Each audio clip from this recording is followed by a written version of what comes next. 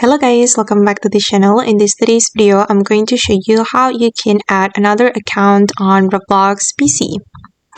Okay, let's get into it guys. If you want to add another account, you need to visit roblox.com website because we won't be able to add another account on Roblox PC application.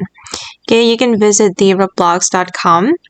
And if you want to add another account, you can go to the setting menu and select switch accounts.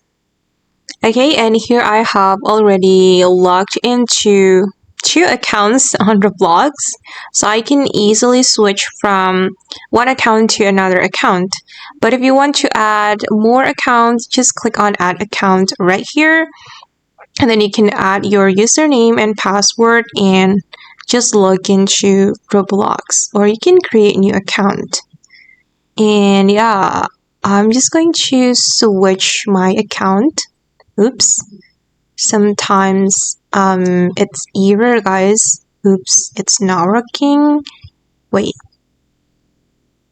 Let me let me try it again. Okay, let's switch account. Okay, I'm going to switch to my first account.